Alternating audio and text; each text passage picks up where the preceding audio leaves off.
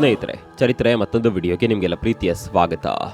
ಹೇಳಿಕೊಳ್ಳಲು ಇವರು ಒಂದು ಸಿನಿಮಾದ ಹೀರೋ ಅಷ್ಟೇ ಅಲ್ಲ, ಅದು ಕೇವಲ ಒಂದು ಸಾಮಾನ್ಯ ಚಲನಚಿತ್ರವಲ್ಲ, ಅತ್ಯುತ್ತಮ ರಾಷ್ಟ್ರೀಯ ಚಲನಚಿತ್ರ ಎಂಬ ಹೆಗ್ಗಳಿಕೆ ಪಡೆದ ಚಿತ್ರ.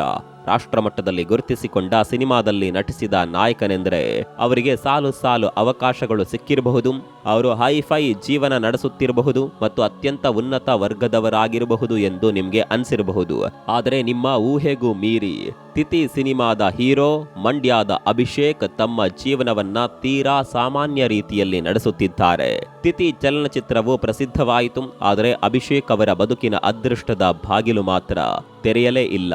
ಅವರು ಮಂಡ್ಯದ ಹಳ್ಳಿಯೊಂದರಲ್ಲಿಯೇ ತಮ್ಮ ಬದುಕನ್ನ ಕಟ್ಕೊಂಡು ಒಪ್ಪತ್ತು ಊಟಕ್ಕಾಗಿ ಜೀವನ ನಡೆಸುವಂತಾಗಿದೆ. ಸಿನಿಮಾದಲ್ಲಿ ಅವಕಾಶ ಸಿಗೋದಿಲ್ಲ ಎಂದು ಮನೆಯಲ್ಲೇ ಸುಮ್ಮನೆ ಕೂರಲು ಆಗೋದಿಲ್ಲ. ಹೊಟ್ಟೆ ತುಂಬಿಸಿಕೊಳ್ಳಲು ಕೂಲಿ ಕೆಲಸಗಳನ್ನ ಮಾಡುತ್ತಾ ಜೀವನ ಸಾಗಿಸುತ್ತಿದ್ದಾರೆ. ಅವರ ಇಡೀ ಕುಟುಂಬ ಕಡು ಕಷ್ಟವನ್ನ ಅನುಭವಿಸುವಂತಾಗಿದೆ. ಸ್ನೇಹಿತರೆ, ರಾಷ್ಟ್ರೀಯ ಪ್ರಶಸ್ತಿ ಪಡೆದ ಸಿನಿಮಾದ ನಾಯಕನಿಗೆ ಯಾಕೆ ಈ ದುಸ್ಥಿತಿ ಬಂತು? ಅಭಿಷೇಕ್ ಯಾಕಾಗಿ ಹಳ್ಳಿಯ ಜೀವನ ನಡೆಸುತ್ತಿದ್ದಾರೆ? ಕನ್ನಡ ಸಿನಿಮಾ ಇಂಡಸ್ಟ್ರಿ ಈ ಹಳ್ಳಿ ಹುಡುಗನಿಗೆ ಯಾಕೆ ಅವಕಾಶ ನೀಡುತ್ತಿಲ್ಲ? ಕನಸು ಕಟ್ಟಿಕೊಂಡಿದ್ದ ಅಭಿಷೇಕ್ಗೆ ಏನಾಯಿತು? ಎಲ್ಲವನ್ನ ನಾವು ಇವತ್ತು ಹೇಳ್ತೀವಿ ನೋಡಿ.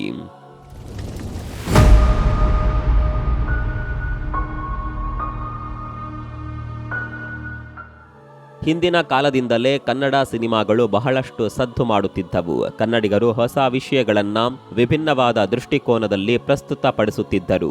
2015ರಲ್ಲಿ ತಿಥಿ ಎಂಬ ವಿಭಿನ್ನವಾದ ಹೆಸರಿಟ್ಕೊಂಡು ಒಂದು ಚಲನಚಿತ್ರವು ನಿರ್ಮಾಣವಾಯಿತು. ತಿಥಿ ಎಂದರೆ ಸಾಮಾನ್ಯವಾಗಿ ನಕಾರಾತ್ಮಕ ಭಾವ, ಅಂತ್ಯಕ್ರಿಯೆ ಎಂಬ ಅರ್ಥ. ಇದೇ ಹೆಸರಿನಿಂದಾಗಿ ಈ ಚಿತ್ರ ಬಹಳಷ್ಟು ಪ್ರಸಿದ್ಧವಾಯಿತು. 3 ತಲೆಮಾರುಗಳ ಸದಸ್ಯರು ತಮ್ಮ ಕುಟುಂಬದ ಹಿರಿಯ ವ್ಯಕ್ತಿ ಸಂಚರಿ ಗೌಡರು 101ನೇ ವಯಸ್ಸಿನಲ್ಲಿ ತೀರಿಕೊಂಡಾಗ ಹೇಗೆ ಪ್ರತಿಕ್ರಿಯಿಸುತ್ತಾರೆ ಎನ್ನುವುದರ ಕುರಿತಾಗಿ ಈ ಸಿನಿಮಾ ನಿರ್ದೇಶನವಾಯಿತು. ಕರ್ನಾಟಕದ ಮಂಡ್ಯ ಜಿಲ್ಲೆಯಲ್ಲಿರುವ ಒಂದು ಸಣ್ಣ ಹಳ್ಳಿಯಲ್ಲಿ ಈ ಕತೆ ನಡೆಯುತ್ತದೆ. ವ್ಯಕ್ತಿ ಮರಣ ಹೊಂದಿದ ನಂತರ 11 ದಿನಗಳು ಕಳೆದ ಮೇಲೆ ಮಾಡುವ ಅಂತಿಮ ಅಂತ್ಯಕ್ರಿಯೆ ಕುರಿತು ಈ ಸಿನಿಮಾ ವಿವರವಾಗಿ ಹೇಳುತ್ತದೆ. ಇಂತಹ ಒಂದು ಉತ್ತಮ ಮಾಹಿತಿ ಮತ್ತು ಮನರಂಜನೆಯುಳ್ಳ ಚಿತ್ರ ಜನರಿಗೆ ಇಷ್ಟವಾಯಿತು. ಆಗಸ್ಟ್ 8, 2015ರಂದು 18ನೇ ಲೋಕಾರ್ನೋ ಅಂತಾರಾಷ್ಟ್ರೀಯ ಚಲನಚಿತ್ರೋತ್ಸವದಲ್ಲಿ ಇದು ಪ್ರಥಮ ಪ್ರದರ್ಶನಗೊಂಡಿತು. ಅಲ್ಲಿ ಇದು ಪ್ರಸ್ತುತ ಚಲನಚಿತ್ರ ನಿರ್ಮಾಪಕರು ವಿಭಾಗದಲ್ಲಿ ಗೋಲ್ಡನ್ ಲೆಫರ್ಡ್ ಪ್ರಶಸ್ತಿ ಮತ್ತು ಮೊದಲ ಫೀಚರ್ ಪ್ರಶಸ್ತಿಯನ್ನ ಗೆದ್ದುಕೊಂಡಿತು. ನಂತರ ಪ್ರಶಸ್ತಿಗಳ ಸರಮಾಲೆ ಈ ಚಿತ್ರದ ಮುಡಿಗೇರಿತು. 63ನೇ ರಾಷ್ಟ್ರೀಯ ಚಲನಚಿತ್ರ ಪ್ರಶಸ್ತಿಗಳಲ್ಲಿ ಈ ಸಿನಿಮಾ ಕನ್ನಡದಲ್ಲಿ ಅತ್ಯುತ್ತಮ ಫೀಚರ್ ಚಿತ್ರ ಎಂಬ ರಾಷ್ಟ್ರೀಯ ಚಲನಚಿತ್ರ ಪ್ರಶಸ್ತಿಯನ್ನ ಗೆದ್ದುಕೊಂಡಿತು. 2016ರಲ್ಲಿ ಕರ್ನಾಟಕ ರಾಜ್ಯ ಚಲನಚಿತ್ರ ಪ್ರಶಸ್ತಿಗಳಲ್ಲಿ ಮೊದಲ ಅತ್ಯುತ್ತಮ ಚಲನಚಿತ್ರ, ಅತ್ಯುತ್ತಮ ಪೋಷಕ ನಟಿ ಮತ್ತು ಅತ್ಯುತ್ತಮ ಸಂಭಾಷಣೆ ಪ್ರಶಸ್ತಿಗಳನ್ನ ಗಳಿಸಿತು.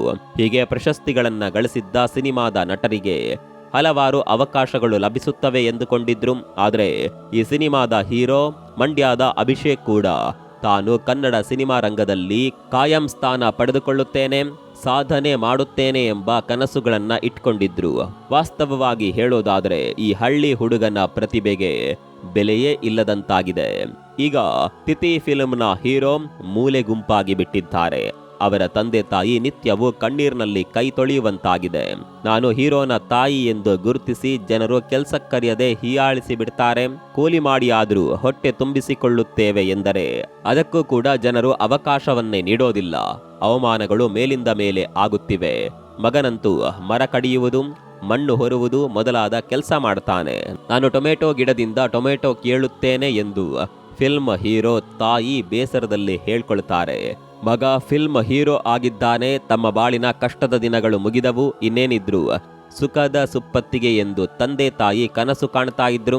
ಆದರೆ ಈಗ ಬೆಳಗ್ಗೆ 8 ಗಂಟೆಯಿಂದ ಸಂಜೆ 3 ಗಂಟೆವರೆಗೆ ದುಡಿದು 300 ರೂಪಾಯಿ ಸಂಬಳ ಎಣಿಸುವಂತಾಗಿದೆ. ಸಿನಿಮಾ ಹೀರೋ ಕೇವಲ 400-500 ರೂಪಾಯಿಗಳ ಕೆಲಸ ಮಾಡಬೇಕಾಗಿದೆ. ಇಡೀ ಕುಟುಂಬವೇ ಕೂಲಿ ಮಾಡುವ ಅನಿವಾರ್ಯತೆ ಎದುರಾಗಿ ಬಿಟ್ಟಿದೆ.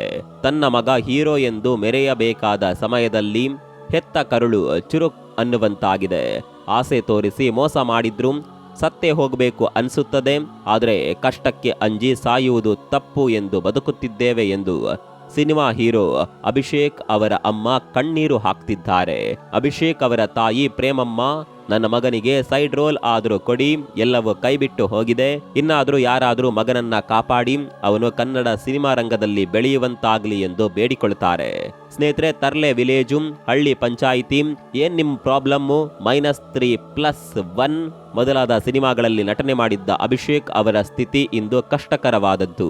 ಇವತ್ತು ಅಭಿಷೇಕ್ ಮರ ಕಡಿಯುವುದು, ಮಣ್ಣು ಹೊರುವುದು, ಗೊಬ್ಬರ ತುಂಬುವುದು, ಈ ರೀತಿ ಕೂಲಿ ಕೆಲಸಗಳನ್ನ ಮಾಡಿಕೊಂಡು ಹಳ್ಳಿಯಲ್ಲಿ ಕಾಲ ಕಳೆಯುತ್ತಿದ್ದಾರೆ. ಅಭಿಷೇಕ್ ಫಿಲ್ಮ್ ಹೀರೋ, ಅವನು ನಟ ಎಂದು ತಿಳಿದು ಕಾವ್ಯ ಎಂಬ ಒಳ್ಳೆಯ ಹುಡುಗಿ ಹೆಂಡತಿಯಾಗಿ ಅವನ ಬದುಕಿಗೆ ಕಾಲಿಟ್ಟಿದ್ದರು. ಆದರೆ ಮದುವೆಯಾದ ಬಳಿಕ ಆಕೆಗೆ ತನ್ನ ಗಂಡನನ್ನ ಸಿನಿಮಾ ರಂಗದವರು ಮೂಲೆ ಗುಂಪು ಮಾಡಿದ್ದಾರೆ ಎಂದು ಗೊತ್ತಾಯಿತು. ಇದ್ಯಾವುದಕ್ಕೂ ಬೇಸರಿಸದೆ ಸಪ್ತಪದಿ ತುಳಿದ ಗಂಡ ಅಭಿಷೇಕ್ ಜೊತೆಗೆ ಕಾವ್ಯ ಜೀವನ ನಡೆಸುತ್ತಿದ್ದಾರೆ. ನನ್ನ ಗಂಡ ಒಂದು ಬಾರಿ ಸಿನಿಮಾ ಹೀರೋ ಆಗಿದ್ದವರು, ಆದರೂ ಅವರಿಗೆ ಯಾವುದೇ ಅಹಂಕಾರ ಇಲ್ಲ.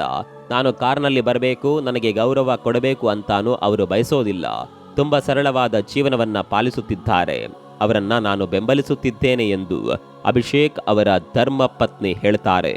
ಒಮ್ಮೆ ನಟನಾಗಿ ಮೆರೆದ ಅಭಿಷೇಕ್ ಬದುಕಿನಲ್ಲಿ ಇಂದು ಹಳ್ಳಿಯಲ್ಲಿ ದುಡಿಯುವ ದಿನಗಳು ಎದುರಾಯ್ತಲ್ಲ ಎಂಬ ಕೊರಗು ಅವರ ಸ್ನೇಹಿತರನ್ನ ಕಾಡುತ್ತಿದೆ.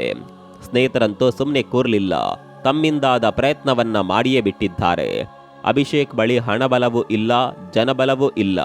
ಅವನು ತುಂಬಾನೇ ಕಷ್ಟಪಡುತ್ತಿದ್ದಾನೆ. ಒಂದು ಅವಕಾಶ ಕೊಟ್ಟರೆ ಬೆಳೆಯುತ್ತಾನೆ. ಸುದೀಪ್ ಅವರ ಸಿನಿಮಾ ಬಂದ ತಕ್ಷಣ ಥಿಯೇಟರ್ಗೆ ಹೋಗಿ ನೋಡುವ ಕಟ್ಟ ಅಭಿಮಾನಿ ಅವನು. ಅವನಿಗೆ ಬಿಗ್ ಬಾಸ್ನಲ್ಲಿ ಒಂದು ಅವಕಾಶ ಕೊಡಬಹುದು, ಹಳ್ಳಿ ಪ್ರತಿಭೆಯನ್ನ ಮೂಲೆ ಗುಂಪು ಮಾಡಬೇಡಿ, ಬೆಲೆ ನೀಡಿ ಎಂದು ಅವರ ಸ್ನೇಹಿತರು ದಂಬಾಲು ಬೀಳ್ತಾರೆ. ಅಭಿಷೇಕ್ ಕುಟುಂಬದ ಪ್ರತಿಯೊಬ್ಬರೂ ಕೂಡ ಬೇಸರ ಪಡುವಂತೆ ಕನ್ನಡ ಸಿನಿಮಾ ರಂಗ ಮಾಡಿದೆ. ಅಭಿಷೇಕ್ ಅವರ ತಂದೆ, ನಾನು ಹೀರೋನ ಅಪ್ಪ ಎಂದು ಯಾರು ಕೆಲಸ ಕೊಡಲ್ಲ, ಬಿಸಿಲಲ್ಲಿ ದುಡಿಯುವ ದುಸ್ಥಿತಿ ಎದುರಾಗಿದೆ. ಸಿನಿಮಾ ಹೀರೋ ಈಗ ರಸಗೊಬ್ಬರ ತುಂಬುವ ಸ್ಥಿತಿ ಎದುರಾಗಿದೆ. ಅವನಿಗೂ 2 ಗಂಡು ಮಕ್ಕಳಿದ್ದಾರೆ. ತಮ್ಮ ಸಂಸಾರ ನಡೆಯಬೇಕು ಎಂದರೆ ಕೂಲಿ ಕೆಲಸ ಮಾಡಲೇಬೇಕು ಎಂದು ದುಃಖದಿಂದ ಹೇಳ್ತಾರೆ. ಸ್ನೇಹಿತರೆ, ನಿಮಗೆಲ್ಲ ಗೊತ್ತಿರುವ ಹಾಗೆ ಸಿನಿಮಾ ಲೋಕವೇ ಬೇರೆ, ಹಳ್ಳಿಯ ಲೋಕವೇ ಬೇರೆ, ಒಂದಕ್ಕೊಂದು ಹೋಲಿಕೆಯೇ ಇರೋದಿಲ್ಲ.